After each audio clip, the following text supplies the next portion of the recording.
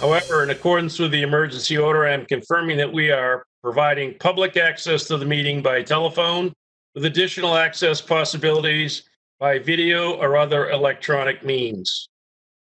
We are utilizing WebEx through the city's IT department for this electronic meeting. All members of the Joint Special School Building Committee have the ability to communicate contemporaneously during this meeting through this platform. And the public has access to contemporaneously listen to this meeting through dialing the following number, 978-990-5298, and using the password 273974. The public may also view this meeting on Comcast Channel 99. We provided public notice of the necessary information for accessing this meeting. We previously had given notice to the public of the necessary information for accessing the meeting through public postings. Instructions have also been provided on the City of Nashua's website at www.nashuanh.gov and publicly noticed at City Hall and the Hunt Memorial Library, providing a mechanism for the public to alert the public body during the meeting if there are problems with access. If anyone has a problem accessing the meeting via phone or Channel 99, please call 603-821-2049 and they will help you connect. We'll adjourn the meeting if the public is unable to access the meeting. In the event the public is unable to access the meeting via the methods mentioned above, the meeting will be adjourned and rescheduled. Please note that all votes that are taken during the meeting shall be done by roll call vote. Let's start the meeting by taking a roll call attendance. When each member states their presence, please also state whether there is anyone in the room with you during the meeting, whether you can hear us, and why you are attending remotely. This is under the right to know law. Would the clerk please call a roll? Alderman Dowd. Present. And I am alone and I can hear, and I'm practicing social distancing in accordance with the governor's orders. Alderwoman Harriet Gathright.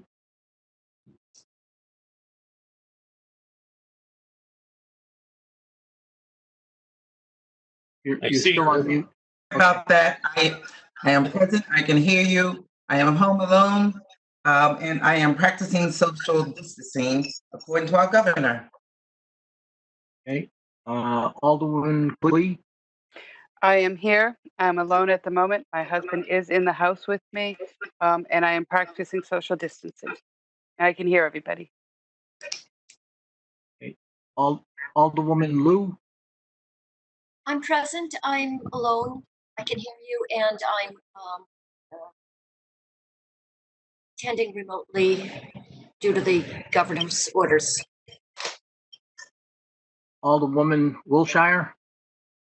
I'm here. I'm home alone. I can hear everyone, and I am home due to the governor's orders. Ms. Bishop. I don't think Ms. Bishop has joined us yet. Ms. Brown. I am here.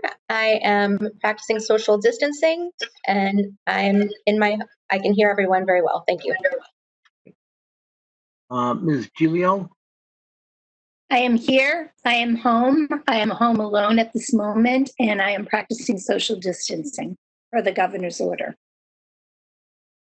Mr. Garino is here. I am practicing social distancing through remote, attending this meeting remotely. Ms. Raymond? Yes, I'm here. I can hear everybody. I am in my dining room practicing social distancing, but I do have children who will most likely wander in and out. But I have my headphones on, so they can't hear what's going on. Okay. Ms. Bishop? Here. Okay. Also with us tonight, we have Ms. Fitzpatrick. We also have Mr. Smith. And we have Mr. Dubois. And also, I'll probably mispronounce your name, but Ms. Miskow from Harvey. And we have Mr. Ouellette from Harriman. And did I miss anyone? Mr. McLean? And Jim's the video guy. oh, he's video guy. Okay. Yeah, I'm accidentally in your meeting, Ray. I'll be out in a second. Oh, okay, that's all right. That's okay. And I Thanks, believe I got. Ray. Oh, no problem. I believe I have everybody, and we have a quorum. Thank you.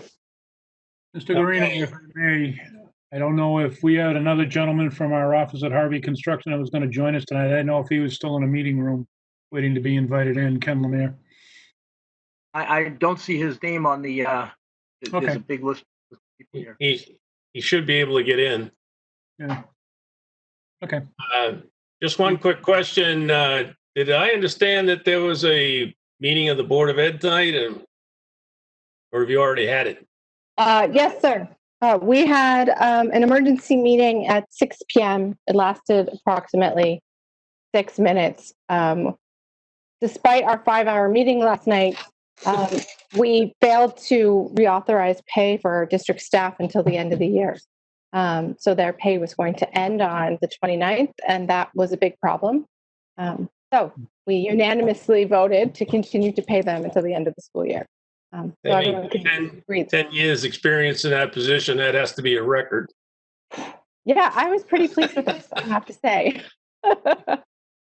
Okay, previous meeting minutes of April 23rd, 2020. If there are no objections, I will approve the minutes, waive the reading, and place them on file.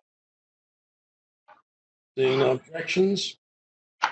I want to thank everybody for coming out. We have a few things of business that we need to attend to this evening, and we'll get to them as we go through the different presentations. We have motions that need to be approved so we can continue. Remarks by school administration. Mr. Smith, do you want to say anything now, or you're on mute? Mr. Smith, you're on. There you go. Oh, you're back on mute. You don't have anything? Hang on a second. All right.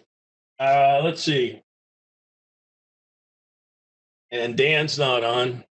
So items for discussion this evening. We'll start with the architect's report. Mr. Ouellette from Harriman. Hello, everyone. I am of the understanding that everybody received the presentation that we plan to show tonight, hopefully yesterday. I'll go ahead and bring that up on screen right now so that we can start that presentation. Mm-hmm. Let me see if I can find which one.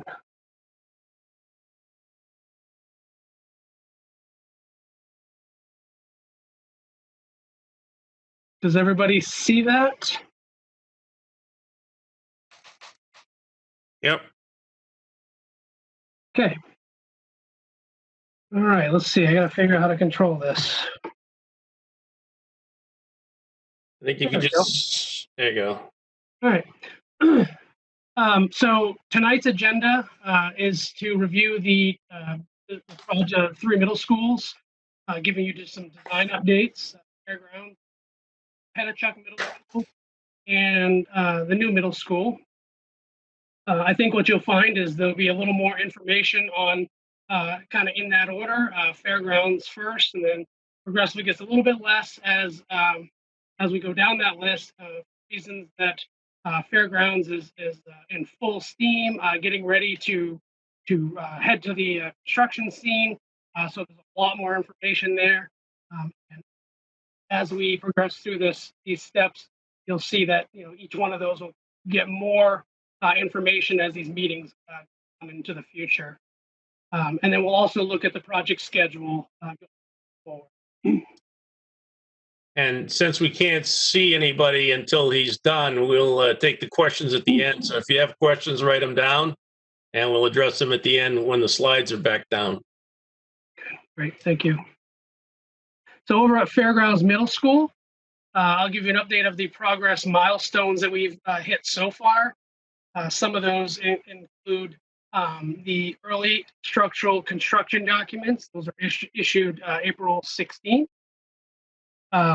Design development submission was issued on April 23rd. We had a planning board permitting submission on April 23rd. And subsequently, last week, we had a planning board meeting, which went very well and received approval for the project to move ahead. That was again on May 21st. And we had a school administration meeting yesterday, which included the principal, assistant principals, and Ms. Fitzpatrick on the call here today.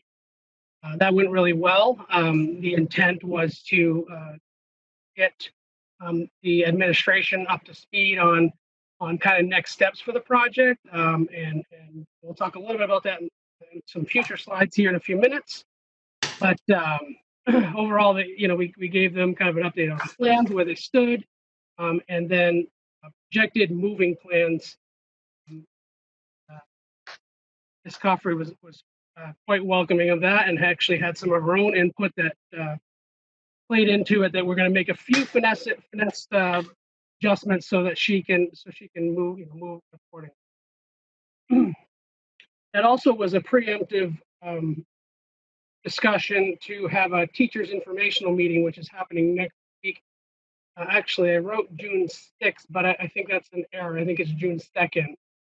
I'll confirm that, but I'm actually 99% sure it's June 2nd. I think it was a mistyping on my part. And we're also issuing early demolition construction documents tomorrow. Those have gone into my Harriman admin staff to process, and those will be out, I think, first thing in the morning to Harvey Construction. And then we're looking at providing an early civil construction documents on June 10th, and the full construction documents on June 18th. So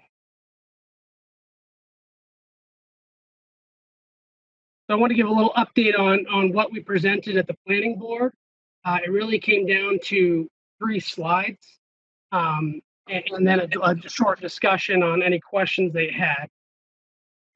And so the first slide was the existing conditions plan for the site. Kind of explain to them the operations, which I've done this many times in the past.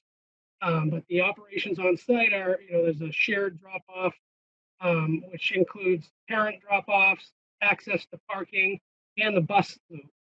And that's been a safety concern all along. And so in the next slide, we kind of presented why we were separating those as part of that safety concern.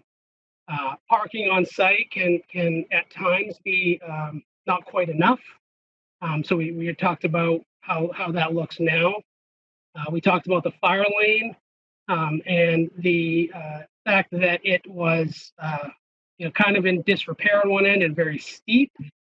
So the fire trucks had difficulty traversing it.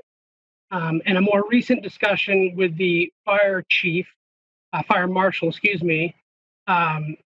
noted that the fire lane is actually not wide enough for their maneuvering and to lay out their arms on their trucks so that they can kind of plant that truck down while they're doing a firefighting. And then we talked about the main entry to the building being a secure entrance, or it's not a secure entrance, and you're looking to make it a more secure entrance. Well, it is secure, it's just not as secure as it should be.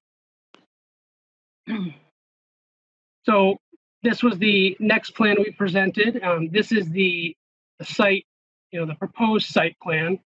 And again, we talked about the separate parent and bus loops that we're proposing near Area A there. We talked about adding some additional parking in the back for staff. We talked about the fire lane again and improving that. D indicates a secure entry. And then E was the portables. I'm not sure how much that's been discussed. Well, I guess it was discussed at the last JSSBC to move ahead, but those are temporary portables. And those are specifically swing space for the next school year, so that as Harvey Construction is doing work in certain rooms, those rooms will be vacated into maybe portables or other spaces in the building, and then eventually they'll move back into either their final spot or what. But that was part of the presentation that we also shared with the principal yesterday, and again, there's another slide coming up momentarily that will show that discussion. And then our last slide was the elevation. Any planning board likes to review what the building upgrades on the outside are going to look like. I think as we shared before, it's it's a small addition for admin at the B location. There's a secure entrance at A location going into a secure vestibule. B, there's some modified canopies of what exists there now to accommodate this addition. Some improved signage at the building, and I think I designated E there just to reference where the existing gym was. There's no necessary work outside there, other than we are actually replacing the glass on the side, which you can't see in the television, with a translucent panel, glass panel. Well, it's, I don't know how to, I guess it's a translucent panel. It's not glass, but it allows light in, but it doesn't provide this really sharp glare that you sometimes have in this particular gym. They do have these really poor curtains in there right now, or shades that would be removed. And translucent panels would allow a nice amount of light and a nice glow into the gymnasium. So that is an exterior component that doesn't really show on this. And then this was not presented, but this kind of, I wanted to share this with everybody here, that here's kind of what it's going to look like in a 3D perspective. In the first upper left slide or upper left picture, you're standing in front of the gym at the new signage. You're looking toward the new entry canopy, and the admin addition is just off to the left. And then that bottom right one, you're kind of stepping left from where you were and kind of focusing on that new addition.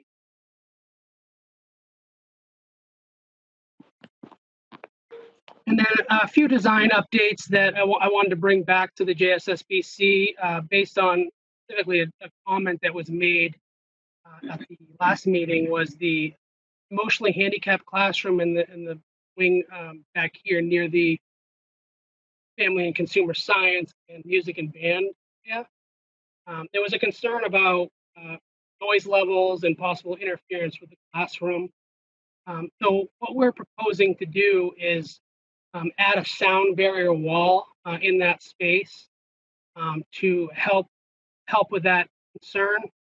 I will point out that we did have a more poignant discussion yesterday with the principal about that particular concern, and she said she had actually noted that it's actually not really a non-issue.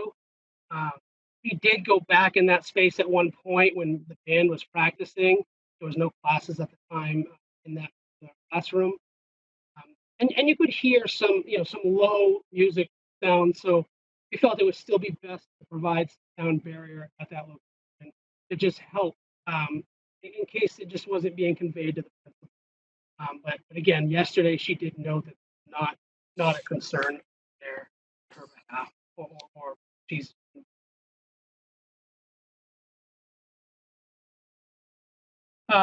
So the team and student comments, we've been working in that area trying to finesse the design there.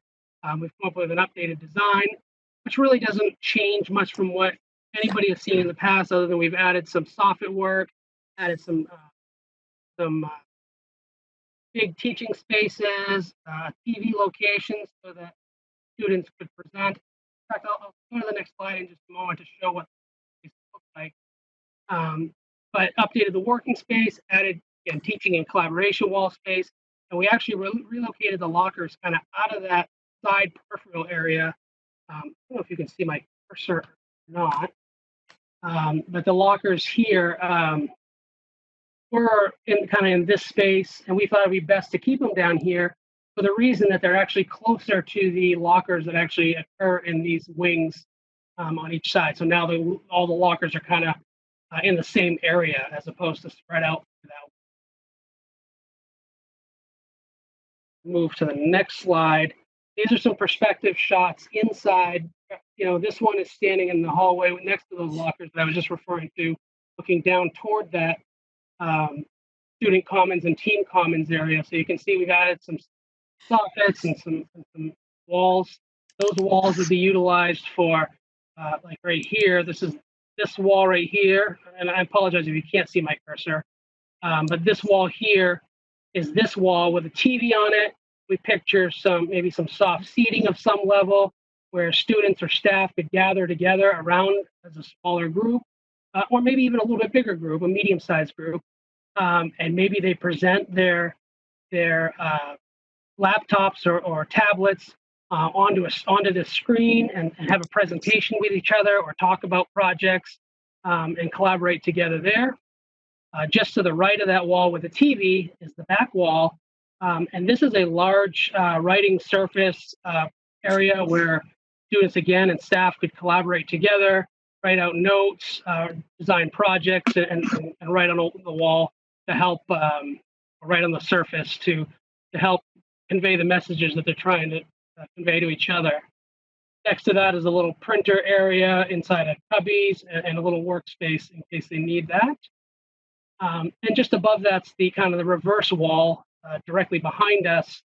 Again, a couple of collaboration rooms on the left and the right where students or staff could have small working groups or get some private or quieter lesson planning with each other. And then in between that would be another teaching wall with a projector so that they could present, a staff or a student meeting could present to each other in that space.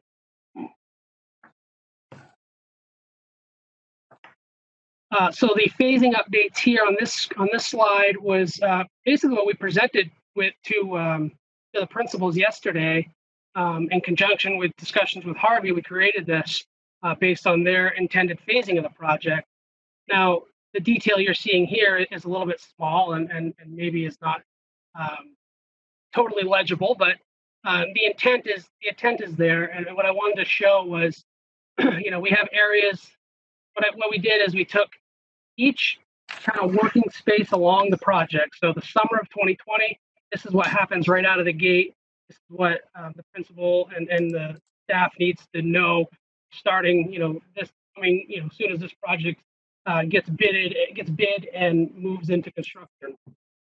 So we moved from summer of 2020, then we have one through the fall. This is what the project's going to look like. And then we have one at winter break, what's going to happen. We have one at winter term, February break, spring, April break, late spring, and then the summer. That's when the project would wrap up. So each one of those has a slide just like this. And these arrows are telling the staff or principal where they would be moving during that time period. And so that everybody's accounted for. The areas in yellow would be undergoing a transition so that they can go under construction. Areas in orange would be under construction. Areas in green are completed, and green arrows it's hard to see at this upper right one, but the green arrows represented that teacher moving back during that time period to their permanent location where they would be at the end of the project or intermittent along that project. And so I think that was received really well by by the principal and the assistant principal, as well as the assistant superintendent. And they did have some comments back to us that we are going to include into these, maybe suggested some different locations to move some people or staff. And what we expressed is this is a living document. So, this isn't set in stone that has to happen. This is just to help guide the decisions moving forward. and we're going to converse back and forth throughout this process, and finesse this along the way so that we can get it right. This was a starting point to work from. Oh, Penachuk. Over at Penachuk, project milestones achieved so far were the schematic design that was issued on April 9th. And Harvey and Harriman have had several meetings and discussions on quite a few design aspects, and phasing type discussions, the locations of some additions. There's an electrical mechanical room addition.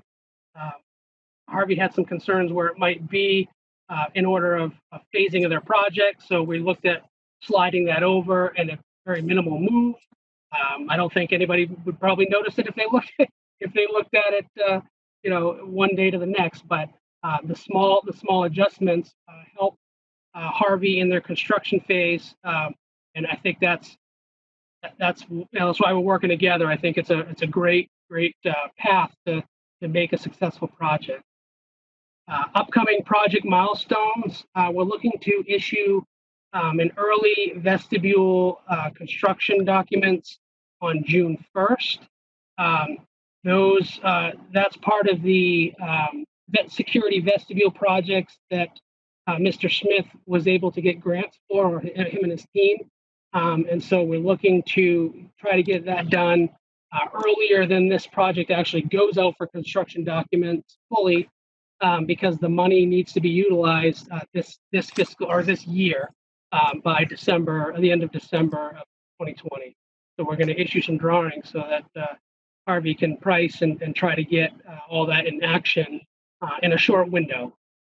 It's gonna be fast. They still have to procure. They have to get bids, procure materials, get it on site, and construct that. And the intent is to try to get as much, or if not all of it, done by the time school starts again. And it will be a challenge, but they're gonna do everything they can to make it happen as best they can. So we're moving on with that one for June 1st or next week.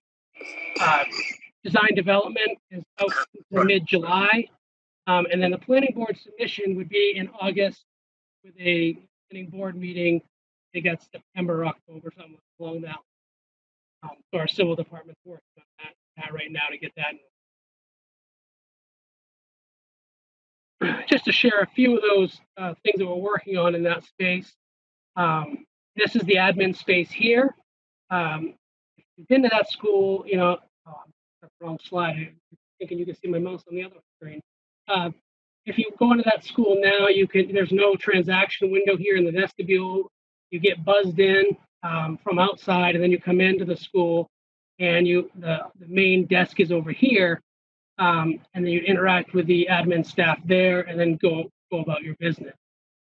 What we've decided to do in conjunction with discussions from the team is to move that vestibule window, add a vestibule window into the vestibule transaction window, and then move the admin desk over to that side so that whoever's there can interact with somebody, and maybe not have people come into the school at all that don't need to come into the school because they're just doing their business. They're delivering an application for position or something, and then they can leave the school right from that spot. So that's kind of that. And then this view to the upper right is standing in the admin space, looking toward that transaction window. Here's where the admin staff would be seated.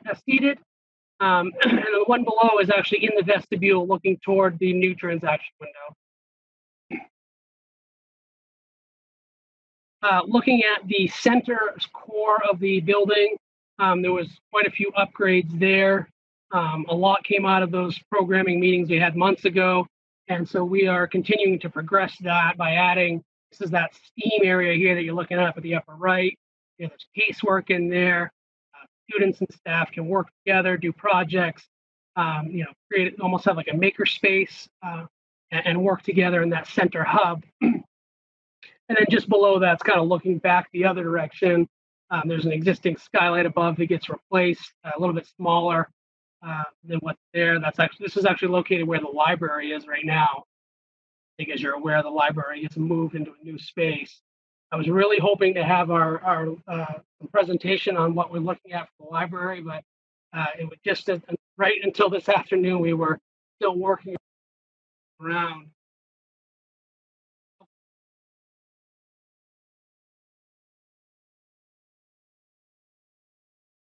Amy, we can't hear you.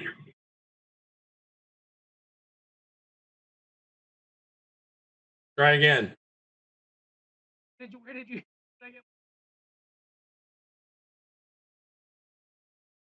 No, we can't hear you.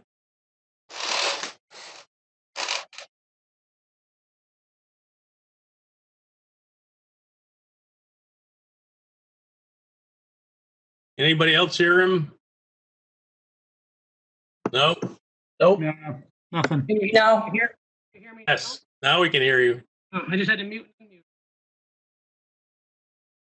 Now you're going mute again.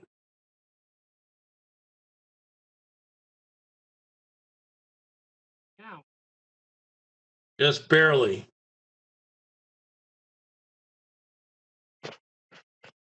Well, here. You hear me? You're sort of cutting in and out, but go ahead. Oh, sorry about that. Where did we leave off? STEM room. So okay. So, and you yell out to me if you don't hear me at all. But so STEM room here provides the skylight here. Added case into that. I was sharing. I guess I was really hoping to share the library. Just finished up in there. We've been moving stuff around. Next, we need all based on conversation. Sounds like your mic is loose or something. I've had issues.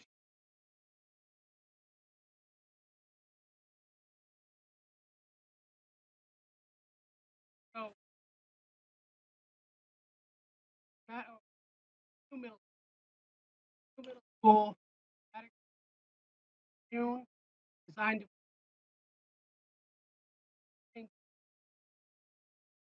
Can't hear. Why don't you just show the rest of the slides and then we'll come out of the slide presentation, see if we can hear you. And if anybody has any questions, they can.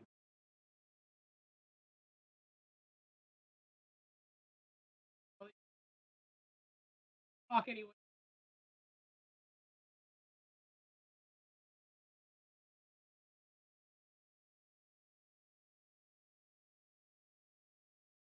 Okay, just a few things before we switch to Harvey.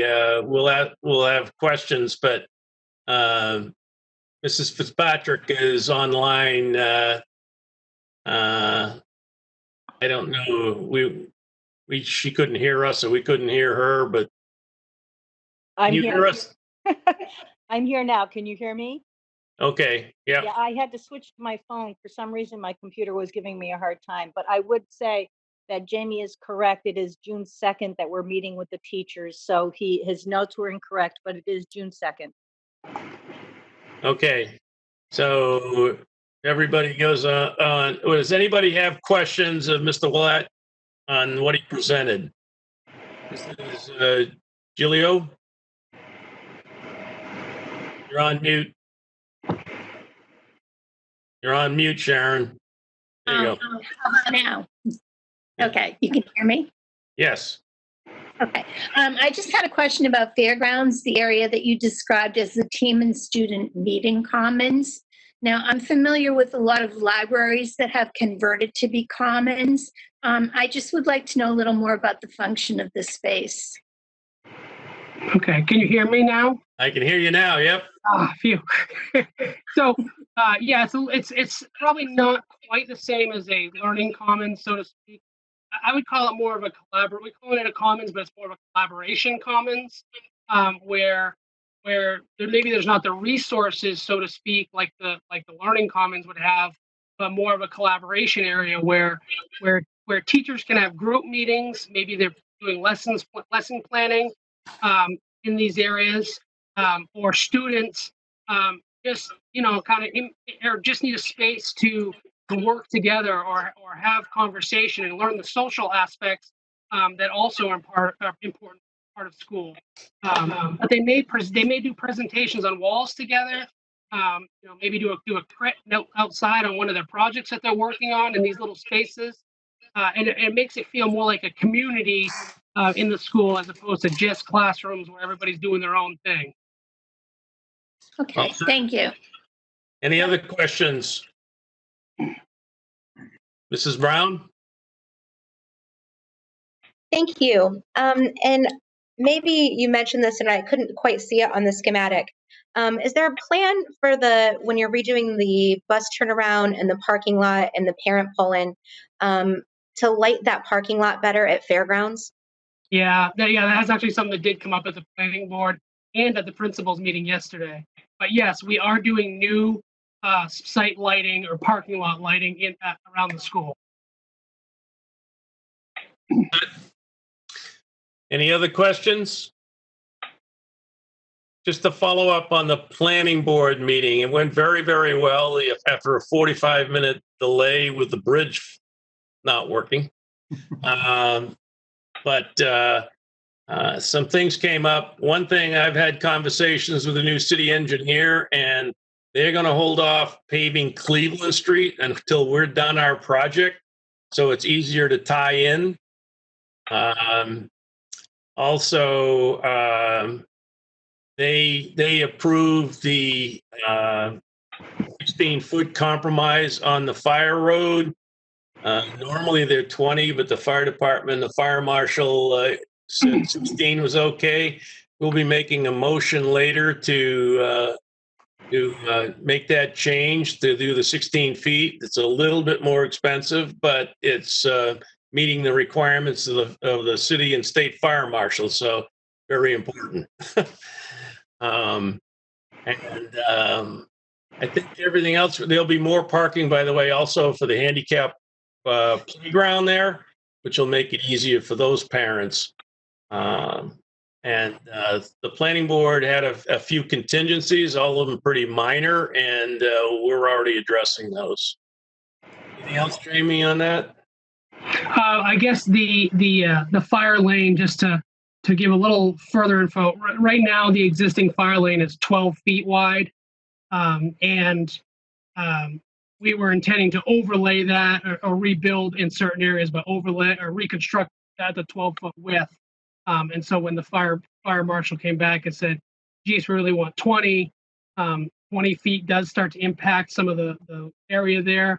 And he came back and did say, 16 feet would work. And Sean, Mr. Smith had discussions with him about that. And he was happy to have 16. So that portion of the fire road in the back, that's 12 feet now, was basically built on sand, which won't last. Even if we overlaid it, it wouldn't last. So we're going to build the road right. We're going to build it 16 feet, and we're going to take out that humongous thing at the bottom where the trucks bottom out. If they have to fight a fire over the roof, they need to put out on the ladder trucks or the tower trucks, they need to put out their stabilizers, and the 16 feet works for them, and we have that all in writing. So at this current time, I'd entertain a motion to authorize the change in the fire road to 16 feet. Anybody want to make that motion? I'll make that motion, Alderman Dodd.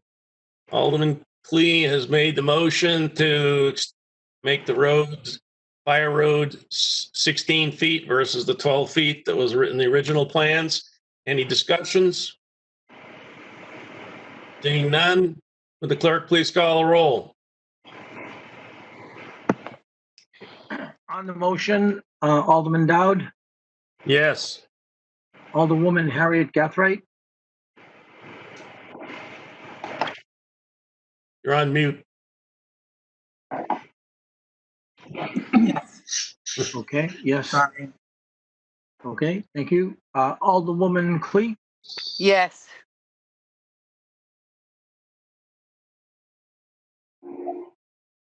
You hear me? Yes. Was that a yes? I Yes. didn't hear the yes. Okay. It was a Thank you. yes. All right, thank you. Alderwoman Lou? Yes. Okay. Alderwoman Wilshire? Yes. Ms. Bishop? Yes. Ms. Brown? Yes. Ms. Gilio? Yes. Mr. Guarino votes yes. Ms. Raymond? Yes. 10 yeses, 0 noes, motion carries. Thank you. No other questions for Harriman? Okay, great. The construction documents are being finalized. We're going to be starting work in probably sometime in early July. Am I getting nods from you guys? I just want to compliment Harriman on that plan, that phasing plan to help the school district know where to move things and when to move things. Between Harriman and Harvey, they've done this many times before, and the school is very appreciative to get that information. Okay, I'm going to turn it over to Harvey in a second. He's going to talk about some awards, and when he's done, I'm going to be asking for motions to approve so I can sign the awards and authorize the work. Mr. Dubois. Good evening, folks. Before we get to the awards and talk about what's coming up, I just wanted to give you an update of what Harvey Construction's been doing on the projects since the last JSSPC meeting. Regarding fairgrounds, we completed our design development estimate, and pleased to announce that the original budget that was established held through SD and is holding through DD. So from a pricing standpoint, the numbers that we presented and what was based the bond amount on is holding very well. So that's good news for everybody, including us. We have since finalized the electrical transformer requirements with Eversource. The transformer is currently in stock and on hold. So the goal is to get that swapped out before the start of school in September, should that happen. Yeah. Other than that, so that from a utility standpoint, we're in great shape. Looking forward to getting the demolition package from Harriman tomorrow to get that on the street. About a week later, we'll have the site package from them to put that on the street. That leads me to just throw out there before we finish, Mr. Dowd, we should be talking about the potential of a special meeting in July to get through those awards so that we can get started sooner than later. And hate to have to wait till the end of July because we'll lose the whole month of July in that school. So we can talk about that later on, but business, but we should keep that in mind. As far as Penachuk goes, a series of meetings with all the utility companies except Comcast to date. We have talked to and got water flow information required that's needed. From Penachuk, we have squared away, and I'm waiting for the numbers to come in from Eversource for their new transformer. We have squared away with City IT, I believe, and just waiting for a revised number from their installer to relocate the fiber to the school, because currently it's installed on a temporary pole that feeds the portables. That pole, I would like to move this summer while nobody's there and get everything reconnected, including the main communication line to the school. It's going to be a lot easier to do it this summer than trying to disrupt services while school's in session, because that project is scheduled to start about this time next year. So in the spring of next year. So I'd like to try to get a lot of the stuff out of our way this summer if we can. So we are in the process of putting a package together to send out to subs so that we can get that portion of the project bid and try to get secure approval from you folks so that we can get that done this summer, as well as the work in the vestibule over at Penachuk. Not a lot going on at this point in time on the new middle school. We should be getting a package in June, as Mr. Willett was showing you. That'll be our first shot at the schematic design estimate. And we're looking forward to getting the final. We're going to have a busy month in June because we're going to have the schematic design estimate for the new middle school. We're probably going to see the DD drawings, I believe, for Penachuk. And then I've got to get the architectural portion of the project out to bid for Fairgrounds. So it's going to be a very, very busy summer. In regards to the portable classrooms, those are on order. As soon as we can get a site contractor under contract, the foundations you will be reviewing tonight and hopefully approving tonight, we'll get that in motion. Those are precast piers. That would be nice to have a sign off tonight so we can get those fabricated and on site. So the way I'm looking at it, if we get a site package from Harriman on 6/10, I should have pricing around the 1st of July. So in terms of the timeline on the portables, it's going to be late July before those would hit the site. But we're going to try to get them up and ready. We need to get them up and ready for school start. The other thing that we're going to be talking about, and we can probably get started with me is Kathy Misko, who's the senior project manager in Calamar, who is our project manager. He is on the phone. He's confirmed that he's here.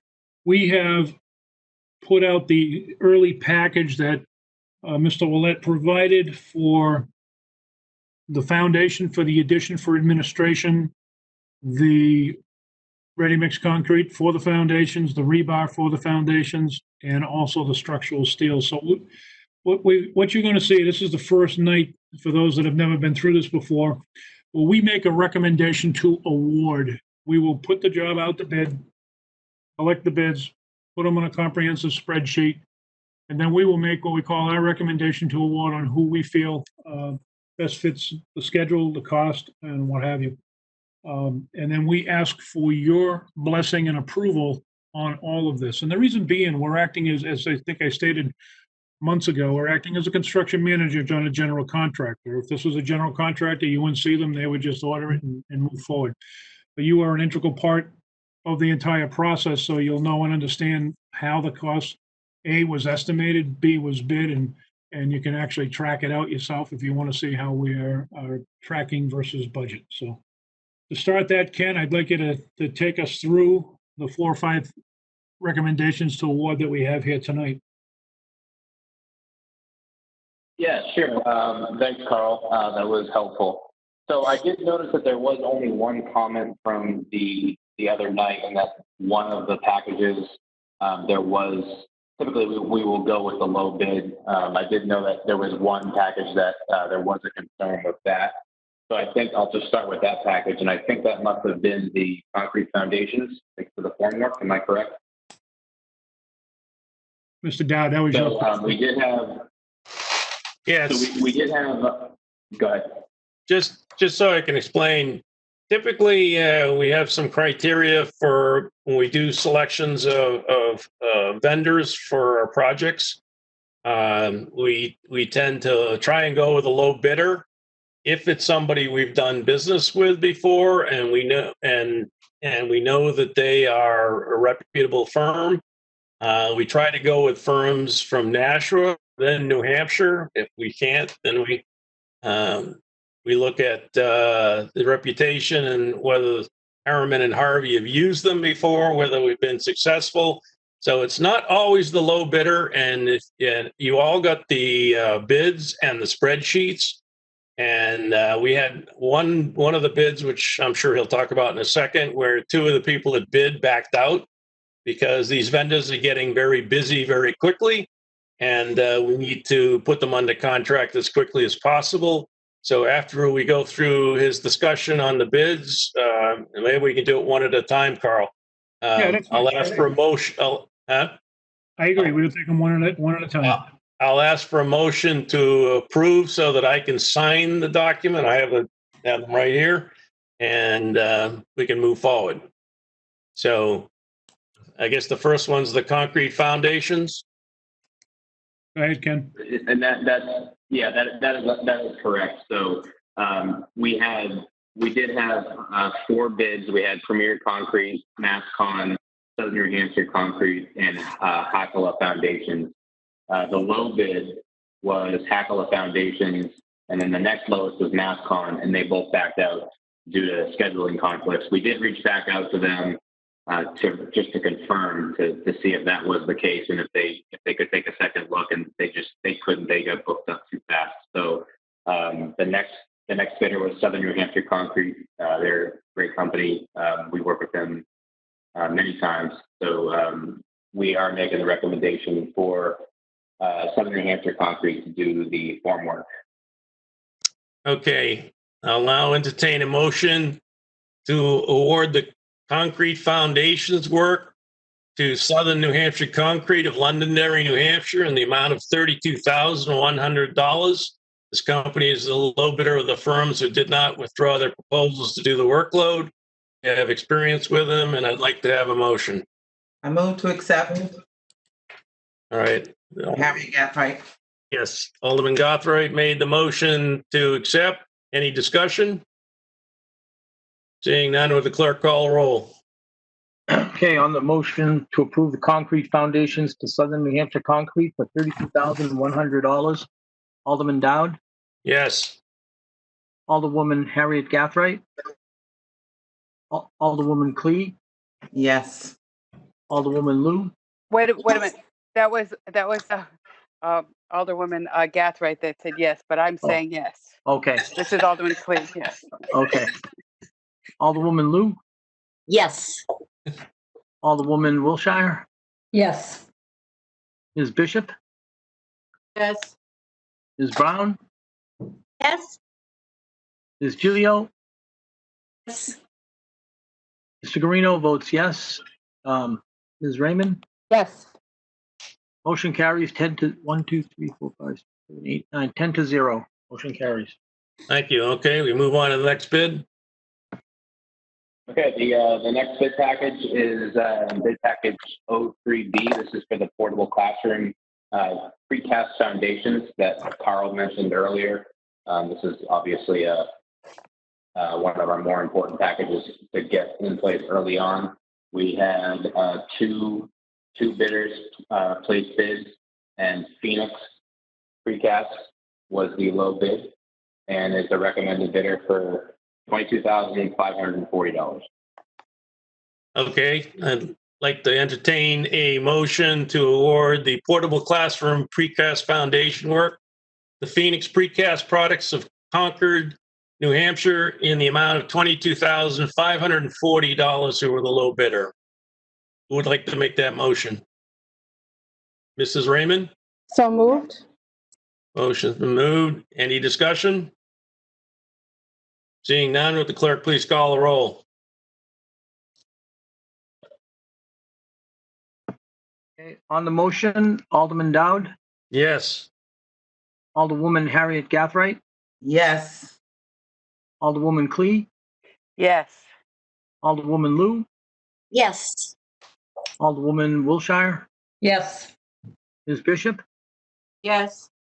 Ms. Brown, Yes.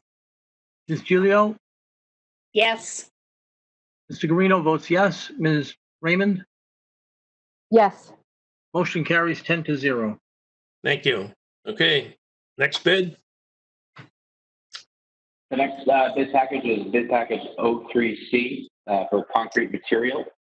We had three bidders submit bids. Ready Mix is the low bid and is being recommended for the scope of work for concrete material for the value of $34,338. Okay, I'd like to entertain a motion to award the concrete material only contract to Ready Mix Companies, Inc. in the amount of $34,338, who was the low bidder. Mrs. Raymond? So moved. Okay, motion's been moved. Any questions? Seeing none, would the clerk please call the roll? Okay, on the motion, Alderman Dowd, Yes. Alderwoman Harriet Gathright, Yes. Alderwoman Clee, Yes. Alderwoman Lou, Yes. Alderwoman Wilshire, Yes. Ms. Bishop, Yes. Ms. Brown, Yes. Ms. Gilio. Mr. Guarino votes yes. Ms. Raymond, Yes. Ms. Raymond, you're on mute. Yes. Yes, okay. Okay. All right. Next bid. Next bid package is bid package 03D, and this is for reinforcing steel rebar for the concrete. We did have 3 bids. We had Rebars and Mesh, Harmac, and Barker Steel. Harmac is the recommended bidder for a value of $3,800. Okay. I entertain a motion to award the reinforcing steel rebar contract to the HD Supply Harmac of Freiburg, Maine, in the amount of $3,800 with a low bidder. So moved, Harriet Gathright. Harriet Gathright has moved the motion. Is there any questions? Seeing none, please, will the clerk please call the roll? Okay, on the motion, Alderman Dowd, Yes. Alderwoman Harriet Gathright, Yes. Alderwoman Clee, Yes. Alderwoman Lou, Yes. Alderwoman Wilshire, Yes. Ms. Bishop, Yes. Ms. Brown, Yes. Ms. Gilio. Yes? I didn't hear you. Yes, okay. Mr. Guarino votes yes. Ms. Raymond? Yes. Yes. Motion carries 10-0. All right, thank you. Okay, the last bid.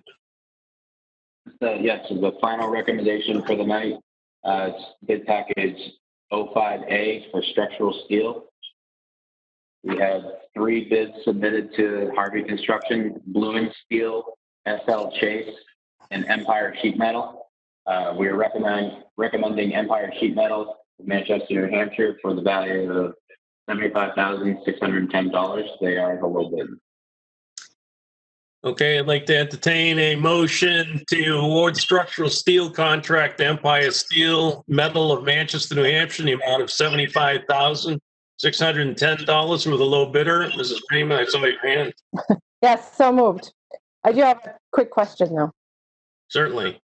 I'm just curious about how the price of steel has changed or not changed since we first put together the budget for this project and the bond package. Because I remember that at the beginning of the year, we were concerned that because steel prices had jumped quite a bit since the year previously, how have they gone? And do we expect it to be more expensive, the next stage?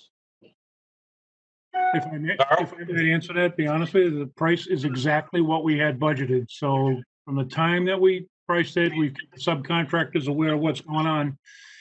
The market's interesting right now. There seems to be a little bit of a lull and a little bit of an interest coming up. So hopefully that's going to help us in the long run. But that made the budget. That's great news. Wonderful. Thank you. You're welcome. Okay. Would the clerk please call? Any other questions? Seeing none, the clerk please call the roll. Okay, on the motion, Alderman Dowd, Yes. Alderwoman Harriet Gathright, Yes. Alderwoman Clee, Yes. Alderwoman Lou, Yes. Alderwoman Wilshire, Yes. Ms. Bishop, Yes. Ms. Brown, Yes. Ms. Gilio, Yes. Mr. Guarino votes yes. Ms. Raymond, Yes. motion carries 10-0. Okay. Mr. Dubois? Thank you, folks. Appreciate that. So that's the kind of the process that we'll be going through on all the bids for every single project. So you can track it out as you see fit. Appreciate the support. We'll get those projects under contract tomorrow. Item number 3, Rick, Mr. Dodd, you had portable classrooms. There's been a discussion about whether to use a septic tank as a holding tank in the ground and get it pumped out periodically. Or there was a request to actually excavate and put in a temporary sewer connection down along the fire lane, which would connect into a sewer manhole, where we have to eventually regrade that area because of the fire truck issue. That difference in cost to do the sewer line underground versus the tank is about a $5,000 premium. So just curious what the wish of the joint special would be on that. Okay, I had discussions with the health department. They were concerned that the last time we put in portables, they remained there for 20 years.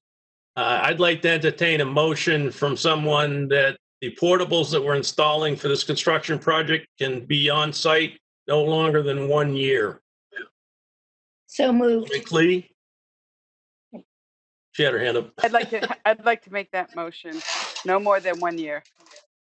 Okay, the motion is to only allow the portables to be on site at either school for 1 year. In fact, part of this project is getting rid of portables, so I would hope that everybody's in favor of that. Are there any questions on it, Mrs. Raymond? I just want to make sure that I have a good understanding of what is going to happen with the septic at that point. Is when the portables leave in 1 year, does that also mean that the septic leaves in 1 year? That's correct. That would be true, yes. We're not going to leave that there. Okay, I just, I was curious about the benefits of one versus the other. Cost. And the fact that we don't want the portables to be in a secure position that they could remain for some reason. Out of curiosity, are the current portables at Pennachuck and the ones at Elm connected to the sewer line? Carl? Somebody's running something. Smith to answer that one. I assume they are. I don't believe you'd be pumping all these years that those have been out there. I assume that they are tied in on a more permanent basis. The same goes true with Pennachuck. Sean? Yes, I can confirm they are connected to the city sewer system. Yeah, this idea of a tank is novel just to Fairgrounds Middle School. I would have gone out on a limb to said yes, definitely, but go ahead. Do you have a follow-up, Mrs. Raymond? I do. I'm also curious about what happens to the portables when they go away. Did we purchase these portables and then now we're just getting rid of them, or are they leased? This is a lease aspect. They're going to be leased by the city. Harvey will coordinate getting them installed, putting in the foundations. They will be temporarily piped with for a sanitary to a tank if you so choose, or permanently, and not permanently, but underground to a sewer manhole. That decision still has to be made. Water lines need to be brought out there for potable water, and they are also going to receive electrical connections and fire alarm. Once that's done, all that gets disconnected, rolled back, taken out. The portable company that they're being rented from will come in, disassemble them because they are sectional. They will disassemble them, put the hitches back on, pull them out of there. We will restore that area back to a green area when we're done. Okay. And for Pennachucks? Pennachuck eventually will go away. We're going to use the portables initially the way they are right now. We're just going to reconnect the electrical and get that temporary pole out of our way because it's in the way of an addition. Mm-hmm. Once we get the addition built, then that creates the swing space that we need.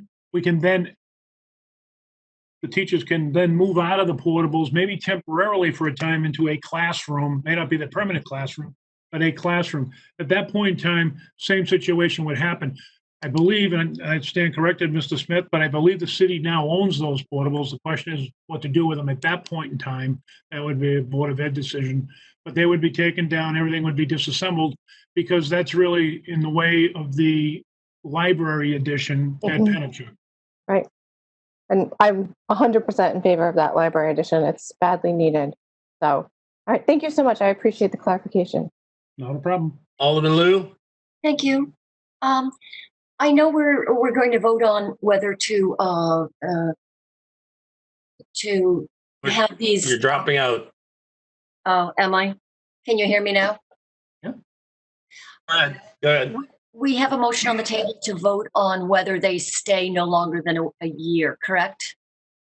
Yes. I don't understand which of the two versions, the septic tank or the sewer connection is $5,000 more. The sewer connection. The sewer connection is $5,000 more than having a septic tank there. Okay. At least. And But why? Go that- ahead. That would be offset based on the amount of pumping, and I'm not sure based on use until we track it out what that would involve. But 5,000 gallons for 4 classrooms, I think it would take a while to fill. Okay. So why would we want to vote, not to have them any longer than a year? There's been a lot of history in the city of portable classrooms becoming quasi-permanent. The health department doesn't want them there longer than a year. That's why we're voting to remove them after a year. Right. I just didn't understand why a vote is necessary. But yeah, I'm new to this, so it just surprises me. It's to make the health department feel better that they're only going to be temporary portables. I see. Thank you. Any other discussion? Mrs. Brown? Is there any extra removal cost at the end of that year for one system, whether the other, whether to disconnect from the sewer or whether to dig up the septic? Is pulling it out any more expensive one way or the other? Carl? Going to be relatively the same cost. We would have to patch the sewer manhole that is tied into, disconnect the pipe at the other end. The question would be, would the city want us to remove that? There's not going to be doing anything. It'll be buried underground versus digging up and removing the septic tank and which would be eventually trashed. Those can't be reused. So, be broken up and taken away. So the cost is going to be relatively the same. It's going to require, an excavator or an operator or what have you. It's been priced right now to have the tank. Correct. We would be adding $5,000 more expense if we do the piping. And I believe we'd be impacting the tar on the road as well, wouldn't we, Carl? Yes, it would. But that all eventually gets redone anyways, Mr. Dowd. Yeah. So. Okay. All set, Mrs. Brown? Yeah. Alderman Gathright? I guess this is sort of a question too. At the end of that year, it just say if the work's not complete to what we expect it to be, we could always extend it, correct? If we had to. Yeah. Only for the length of time that it gets extended, but I'm guessing that we won't have to do that because the plan is to have them out before a year. So I don't see going through all of the effort of trying to connect it to the sewer system. Okay. As far as the water that's there, when if we put grass in, the water will be there for an irrigation system, right, Carl? Big. Absolutely. It's been my bugaboo over the years that we don't put any grass in unless we're going to water it because otherwise it just dies and we just wasted money.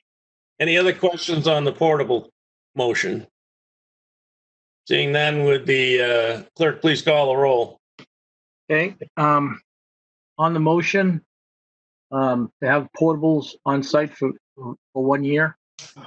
No more than 1 year. Or not more than 1 year, right? Alderman Dowd, Yes. Alderwoman Harriet Gathright, Yes. Alderwoman Clee, Yes. Alderwoman Lou, Yes. Alderwoman Wilshire, Yes. Ms. Bishop, Yes. Ms. Brown, Yes. Ms. Gilio, Yes. Mr. Guarino votes yes. Ms. Raymond, Yes. motion carries 10-0. Okay. The other thing that Mr. Dubois mentioned is the moving of the temporary pole that was put in 20 years ago to do those classrooms. the portable classrooms. We have to move that for construction, and it's already been marked as to where it's going. Eversource has already keyed in that it has to be done, and we'll be doing the reconnections, putting in new fiber, and are there other lines, Carl? Yeah, currently, the portables are fed from that pole, power, fire alarm, communications, and the primary fiber connection to the school is on the top of that pole. So we need to go back into the main MDF room or computer room, disconnect it at the demarc, pull it all back out. We will then take it back to the pole that is, I call it the communication pole, that's going to scheduled to remain. It's a different pole than we're talking about. We would then run underground, come up along the side of the building and refeed the fiber with a new fiber line. And the reason for that is there's an expansion loop. If everybody knows the shape of a snowshoe, there's an expansion loop that they wrap in case they need to make a move. That line has been there so long that the fiber company is afraid that if they tried to unwind that to get it pulled back, that they would break the glass of the fiber. So we're talking about doing a brand new fiber line from the existing communication pole, which is in the tree line, back into the building. That has to happen. The fire department's going to provide us with a second master box so we can get everything mounted ahead of time. So we can just do a changeover, and they will take their old master box back. Eversource has marked both locations on where we're putting the final pole with if you went out to Pennachuck now, you would see a telephone pole with a 4x4 pressure treated piece of plywood on it that holds all this equipment. We're going to relocate that closer to the portable, and then Pennachuck is going to add a new distribution pole, refeed it to that pole. We'll go underground so it's not in our way, come back up to the connection point and reconnect the portable. So it's a series of fiber, communication, fire alarm, and electrical that has to be relocated. So all of this work has to be done quickly, and we're just waiting for the fiber optic final price, and I would like a motion to allow me to use my authority, up to my spending authority, to authorize them to do that work as soon as we have that price, and it's before our next meeting. So we can get that work done, because we've got to get that all taken out and reconnected before school starts, because that's phone lines, computer lines, and everything else that we're hooking up. So would somebody like to make that motion? Mrs. Raymond? Can you remind me again what the spending limit is under your? $50,000. Okay. So I move that you are authorized to spend up to your $50,000 spending limit on the relocation of the pole so that you can act expediently. Yeah, just to further explain that it might not be that much, but we don't know the exact price right now, but we got to get that work done. It's urgent. So rather than do it and come back and ask for approval later, I wanted to do it up front, since we're already know we have to do this work, and the pricing's already in the price of the project. Any other questions? No questions? All right, would the clerk please call the roll? On the motion, Alderman Dowd, Yes. Alderwoman Harriet Gathright, Yes. Alderwoman Clee, Yes. Alderwoman Lou, Yes. Alderwoman Wilshire, Yes. Ms. Bishop, Yes. Ms. Brown, Yes. Ms. Julio. I think that was a yes. Yeah. Mr. Garino votes yes. Ms. Raymond? Yes. Motion carries 10-0. Thank you. Mr. Smith, did I miss you on? You want to make a comment on something? Did I miss that? I was just confirming what Carl said, that the city owns the 4 portable buildings at Elm Street and also the 2 at Pennachuck. And how we dispose of those, we can discuss much later. but we'll have to dispose of them in some way.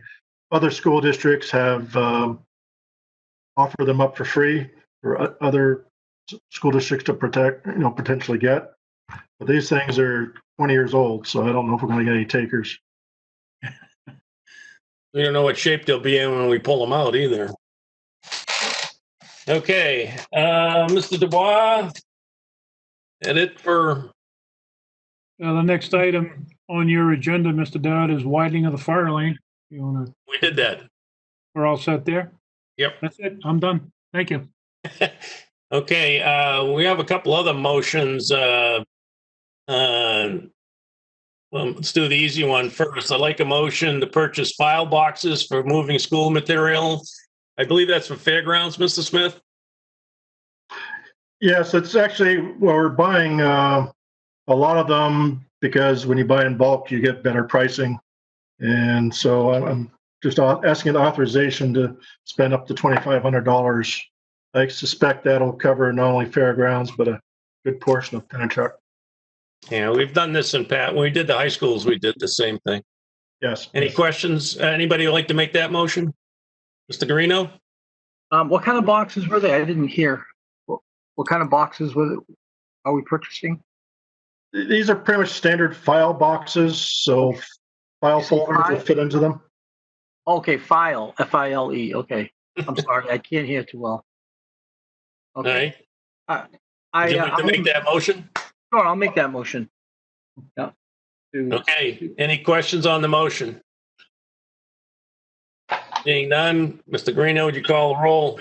Okay, on the motion to purchase file boxes for fairgrounds at $2,500. Yep, you're cutting out. Okay. Want to restate it? Sure. On the motion to purchase file boxes for fairgrounds at $2,500. Alderman Dowd, Yes. Alderwoman Harriet Gathright, Yes. Alderwoman Clee, Yes. Alderwoman Lou, Yes. Alderwoman Wilshire, Yes. Ms. Bishop, You're on mute. and now I can't see. Yeah, she said yes. Okay. Yes. Ms. Brown, Yes. Ms. Gilio, Yes. Mr. Garino votes yes. Ms. Raymond, Yes. Yes. okay. Motion carries 10-0. Okay, Mr. Smith, do you now want to address the motion on construction testing firm award? Why? Yes. Why we're going with them? Yes. So I sent this out this afternoon. Actually, I issued a request for proposals about a month ago, and used the city website and received just 2 proposals for it for construction testing. If you take a look at the RFP, which I'm sure you all read cover to cover, word for word, it Some of us did. basically covers things such as concrete testing, asphalt testing, steel inspection, rebar. If we harken back to when Pennachuck Middle School was built, some of those things were missing and weren't found for some reason, and that led to the roof collapse or contributed to it. So it's a very important aspect of the work. There were 2 firms that submitted proposals. One was Contest, who I've never worked with, I've never heard of. Harriman, pretty much the same. I think Harvey may have one occasion to use them. The references they provided were all came back good, but they were also for small projects, something like 4,000 square feet, that sort of thing. One of them was larger, but for the most part, they were small projects. I recognize the owner of the firm. He's been through several different firms over the last 20 years, but the firm itself, well, we haven't worked with. JL, so John Turner Consulting, is a firm that we use for the Broad Street and Sunset Heights renovation jobs over the past number of years. They did a very good job for us. Both Harriman and Harvey have worked with them extensively. have good things to say about them. My experience with them was also very good. So if you look at the raw numbers, try to do a bid comparison of the two. Some cases, Contest is cheaper. Some cases, John Turner is cheaper. But when it comes to structural steel, which is a very large part of this project, I found that John Turner had lower pricing. And because of that and our experience with him, my recommendation is to go with John Turner Consulting for the construction test. Yes, Alderman Clee. Thank you, Chairman Dowd. My only question that I had, and it's probably a moot point, but at the very bottom, when you talk about the alternates, the FMS lump sum, PMS lump sum, NMS lump sum, I'm not quite sure what those were. I tried to look them up, but I probably didn't give myself enough time to do it. Contest had some dollar figures in there, and John Turner had no bid. Are these alternates important? So I actually discussed this up front with Carl Dubois on how to proceed with this one. It was an alternate. It was voluntarily on their part if they wanted to submit a bid that way. I would say, and I think Carl will agree with me, it's very hard for a firm to provide lump sum bids in the case where you don't even have construction drawings to look at. So I'd say Contest, roll the dice and put some numbers down. It could turn out to be good. We don't know. John Turner decided not to for the very reason I just stated. It's too much of an unknown for them. Just so you know that we hire a firm like this to safeguard the city's interests, to make sure all the work is done properly. Years ago, we used to have somebody from the city doing this test, and at Pennachuck, they poured the cement in the hole that didn't have the rebars in it, and we had a roof collapse. We don't want that. We want somebody that we know, somebody we trust, and somebody's going to be watching the other vendors to make sure everything's done correctly. May I just follow up? Yes. No, thank you, and I appreciate that, and I do like the fact that we are going with Turner. That's a known entity versus someone that we don't know anything about. That was just the one discrepancy that I just wanted the answer to. Thank you. Okay. Any other questions? Would someone like to make the motion to award, Mr. Garino?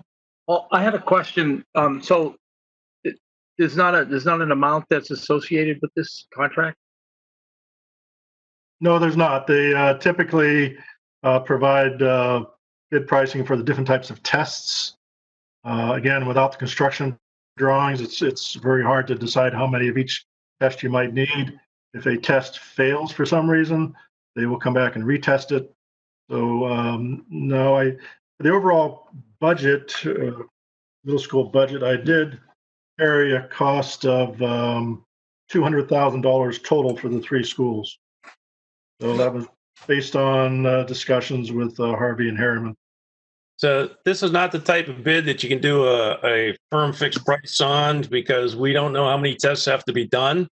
And as the material work is done, they will do that bid, and they've given us, it's like a bit piece price bid, and we know what the prices are for the different tests, and we'll authorize the test, and we have a budget. So. Okay. All right, then I will make that motion to award John Turner Consulting construction test contract. Any questions? Yes. Okay. Any questions? Seeing none, Mr. Greeno, would you call the roll? Okay, on the motion, Alderman Dowd, Yes. Alderwoman Harriet Gathright, Yes. Alderwoman Clee, Yes. Alderwoman Lou, Yes. Alderwoman Wilshire, Yes. Ms. Bishop, Yes. Ms. Brown, Yes. Ms. Gilio, Mr. Garino votes yes. Ms. Raymond, Yes. motion carries 10-0. Thank you. Let's see where we're at here. Okay, construction testing, finally. I think we've covered everything down to the invoices, Mr. Smith. Yes, we have. Okay, what's the pleasure of the board? We have the invoices broken out by total project, and we have them broken out individually by the 3 different schools. Of course, the total project is a culmination of the other 3. We can approve at the total project level, or we can do it school by school, but it's the same prices. So what's the pleasure? Does anybody have a problem with doing it at the total level? No? All right. Mr. Smith? Or you want me to read it, or?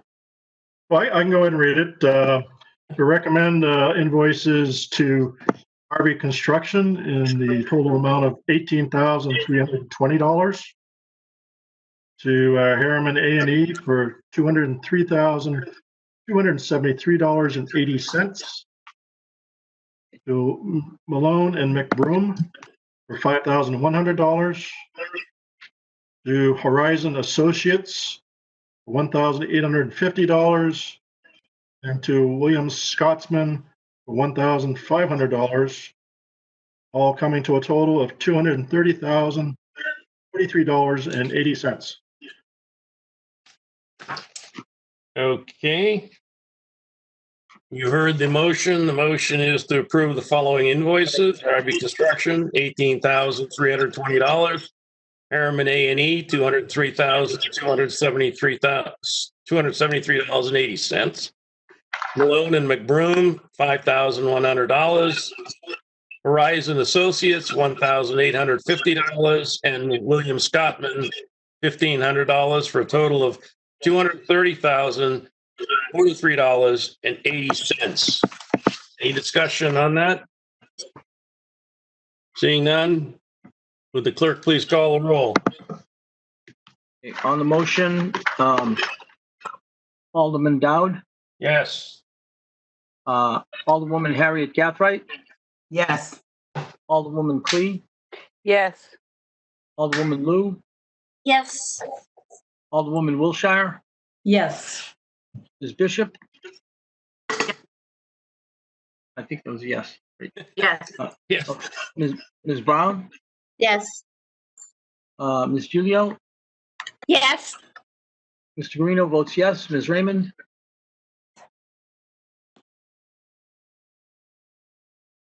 Yes. Ray? okay, motion carries 10-0. Okay.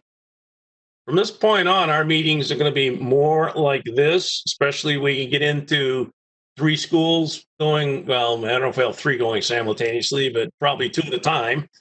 And there will be numbers of bids. We send it all out in advance. If anybody has any questions, feel free to pick up the phone and call me. We can't have discussions on email copying everybody. That's not allowed. So, and we do review every one of these bids quite a bit beforehand. So if you have any questions, just let me know, and hopefully I can answer them. If I can't, I'll get you an answer. Are there any comments by any of the committee members? Seeing that, I think the Board of Ed's probably been tired out the last couple of nights. And we don't need a non-public. We'll hear a motion to adjourn. Mrs. Raymond? Oh, so moved. Motion's made to adjourn. I can't say that. Would you please call a roll? Okay, on the motion to adjourn, Alderman Dowd, Yes. Alderwoman Harriet Gathright, Yes. Alderwoman Clee, Yes. Alderwoman Lou, Yes. Alderwoman Wilshire, Yes. Ms. Bishop. Yes. That was a yes. I can read lips. Ms. Brown, Yes. Ms. Gilio, Yes. Mr. Guarino votes yes. Ms. Raymond, Yes. motion carries 10-0. And we're adjourned at 8:30 p.m.